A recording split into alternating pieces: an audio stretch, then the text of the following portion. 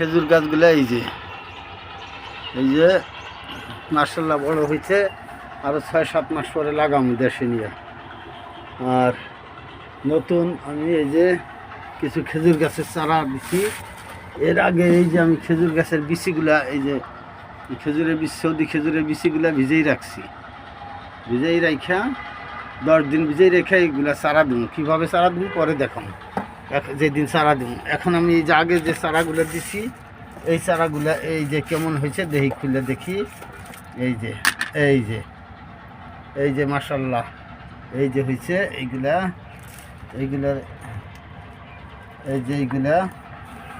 এই যে আমি আগে দিছিলাম সেই চারাগুলো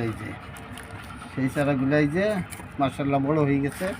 এইগুলো আমি বাড়ি গেছিলাম, এই যে একটু বেশি বড় হয়েছে। এখন আমি এইগুলোরে দিব। এই যে এই কটা গেজায় নাই, এই কটা আবার রাইখে দিব, এটা পরে হবে। এই যে একটু হয়েছে, এই জন্য এইগুলো এখন আর দিব না। এইগুলোরে রাইখে দিব, রাইখে আবার টিস্যু দিয়ে রাখছি। টিস্যু ভিজাইয়া দিয়ে থুই দিছি, এই যে পরে দিব। এই যে এটার ভিতরে আরও আছে এইগুলোর। এখন এই যে মাশাআল্লাহ এই যে অনেক বড় হয়ে গেছে। এই যে এইগুলা দেওয়ার সময় হয়ে গেছে সবগুলা না, কিছু বাইসা দেবো। যেইগুলা এই যে এরকম বড় হয়েছে এইগুলা, এর ভিতরে কোনটা পুরুষ আর কোনটা মহিলা এই চারাগুলো ঠিক পাওয়ার উপায় হলো এই যে এইটা যেমন পুরুষ, এই চারাটা হলো পুরুষ। কারণ এই চারাটা এই যে বিচিটা, এই যে খেজুরের এই বিচিটা এটার সাথে কাছাকাছি লাগানো, এটা হলো পুরুষ। আর এটাই খেজুর ধরবে না। আর যেটা খেজুর ধরবে এইগুলা তো হয় নাই এখনও।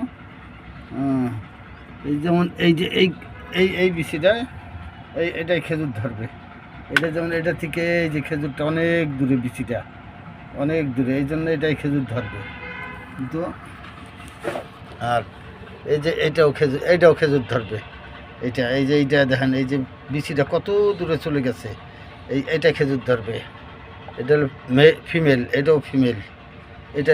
এটারও চারা দিব আমি, তবে এর ভিতরে পুরুষ গাছও 2-1টা দিতে হবে, নইলে পরে খেজুর হবে না, খেজুর আসবে না।